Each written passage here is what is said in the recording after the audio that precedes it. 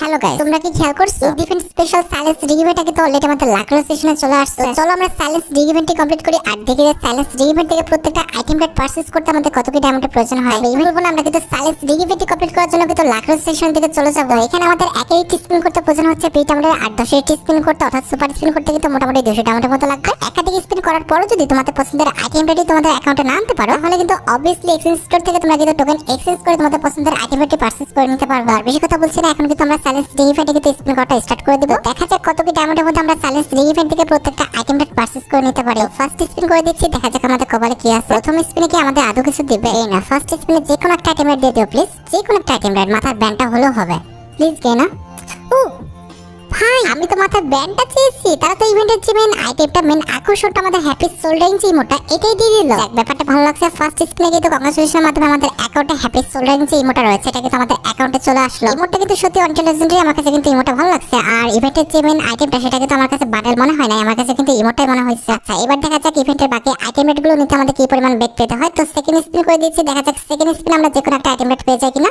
Please গে না, একটা token, একটা টোকেন। এই যে ফার্স্ট স্পিনে যদি কোনো ভালো আইটেম রেট দেয়, সেকেন্ড স্পিন থেকে মানে নাটক করা শুরু করে।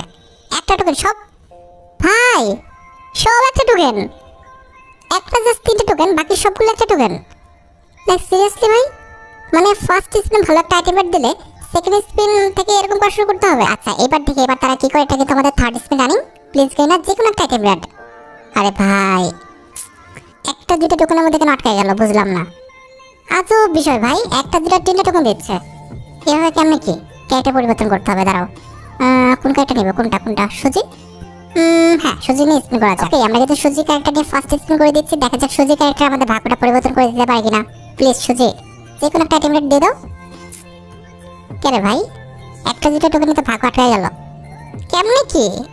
সব কটা একটা দুটো টোকেন পড়তেছে। হ্যালো গেরিনা, যে কোনো একটা আইটেম রেট দিবা, অন্তত মাথার ব্যান্ডগুলো তো দিবা। এগুলোকে আমাকে টোকেন এক্সচেঞ্জ করে নিতে হবে। আজব বিষয় ভাই, যে কোনো একটা আইটেম রেট তা দিবে, কিচ্ছু দিচ্ছে না।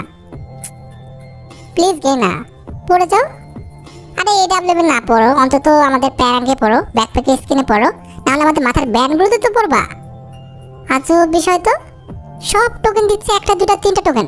এবার একবার 5 টোকেন পড়ছে, একবার না দুবার পড়ছে মনে হয়। কখন ভাই, আমি দুইবার দেখি নাই, যাই হোক একবার দেখছি। তবে কথা হচ্ছে যে ভাই, এভাবে টোকেন দিলে তো হবে না, যে কোনো একটা আইটেম রেট তো দিবে।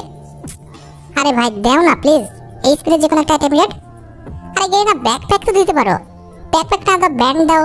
ও ব্যাকপ্যাক দিচ্ছে ভাই, বাপরে এতক্ষণ পর ভাড়া কাটছে, এটা কোনো কথা ভাই? ব্যাকপ্যাকের সাথে মনে হয় আমাদের ব্যান্ডও দিছে, যাক ভালোই করছে। ভাড়া যে কাটাইতে পারছে, এটা হচ্ছে মেন বিষয়। দেখা যাক এই স্পিনে আমাদের যে কোনো একটা আইটেম রেট দিয়ে দেয় কিনা। প্লিজ গে না, যে কোনো একটা আইটেম রেট দিও, আমাদের ব্যান্ডটা দিও, না হলে হচ্ছে প্যাঙ্গা স্পিনটা দিও, না হলে এডাব্লিউএম। গে না ভাই, দিয়ে দাও ভাই, এতগুলো আইটেম রেট এক্সচেঞ্জ করতে গেলে জান বের হয়ে যাবে ভাই। প্লিজ গে না। আবারও ব্যাকপ্যাকে স্কিন দিছে। আরে ভাই প্যারানটা দিতে এই যে একটা অবস্থা, এতক্ষণ ধরে স্পিন করতেছি, একটা ভালো আইটেম রেট পেলাম না। ভালো আইটেম রেট পাইছি জাস্ট ফার্স্ট স্পিনে, তার বাদে কি যে শুরু করছে তারা। এডাব্লিউএম স্কিনটা দিয়ে দিলে কি হয়? প্লিজ গে না, এডাব্লিউএম স্কিনটা। ও ভাই, আরে আমি তো এমনিতে চাইছিলাম, তারা যে দিয়ে দিবে এটা তো জানতাম না।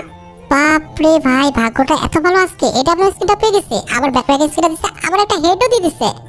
লাইক সিরিয়াসলি গে না, এক স্পিনে এতগুলো আইটেম রেট, বাপরে কবে এতটা ভালো হয়ে গেল। আচ্ছা, আর কিন্তু বেশি আইটেম রেট নেই, জাস্ট আমাদের বান্ডেলটা আর আমাদের মনে হয় একটা প্যাঙ্গা স্কিন আছে। তো দেখা যাক লাস্ট স্পিনে আমাদের বান্ডেলটা কিংবা প্যাঙ্গা স্কিনটা দিয়ে দেয় কিনা।